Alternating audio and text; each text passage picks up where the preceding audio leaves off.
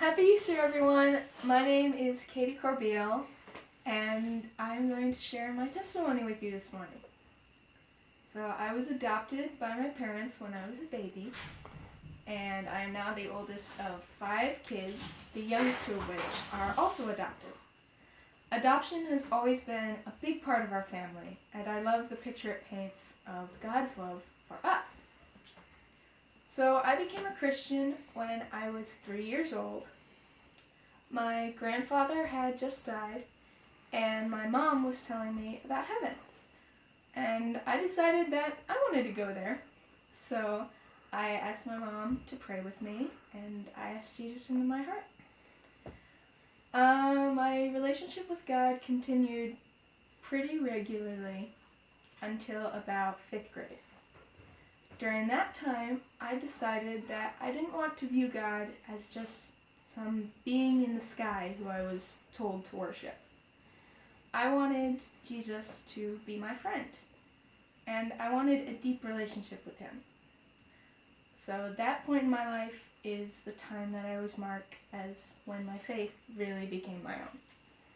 I started taking notes in Sunday school and reading my Bible more regularly. My prayer life, which had previously consisted of a simple bedtime prayer each night, now lit up. I remember laying in bed each night before I went to sleep and just talking. I would tell God all about my day. I would thank him for all the good things that happened. I would ask for forgiveness for all the times I lost my temper, and ask him to be with all my friends and family. And I just talked to him as if he was sitting right next to me. And that really helped my relationship with him grow. Going into middle school, I was kind of nervous. I'm a planner. I like to know what's going to happen next and how it's going to happen. And I didn't exactly know what was going to happen when I started going to youth group. So I did what any other 12-year-old would have done. I wrote a letter to my youth pastor. Pastor Luke wrote me back and explained everything, all the cool events, games, and lesson times that youth group has to offer. And that both calmed my nerves and made me excited to start coming.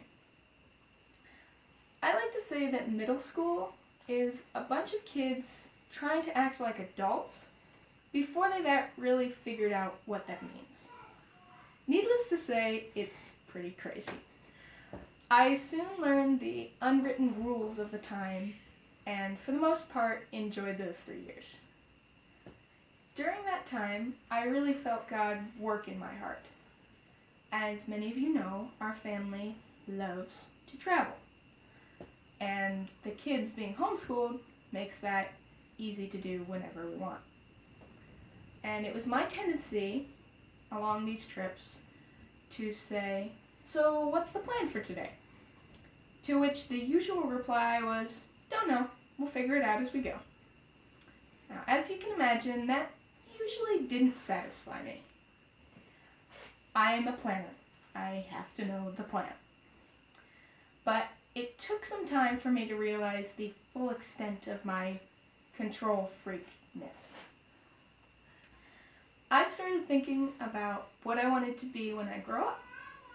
Before long, I had everything planned out. I would go to college, get my master's degree, get married, and move back to my hometown of Danville.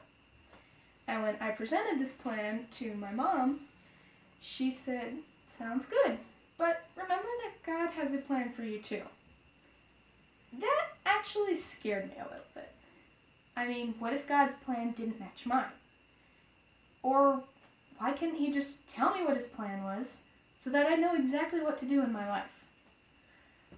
It took a bit of time, but God slowly worked in my heart to remind me that life doesn't always go according to plan. But I don't have to worry about anything because he's got it all figured out and all under control.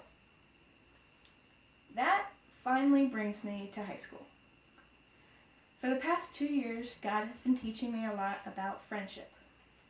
I sometimes struggle with feeling lonely, despite how full our house is. And God has been reminding me that He is my one and only true forever friend, one I can always depend on no matter what. I continue to seek God daily and be a light to my community. I'm now a sophomore in high school, and the Lord has blessed me with so many opportunities.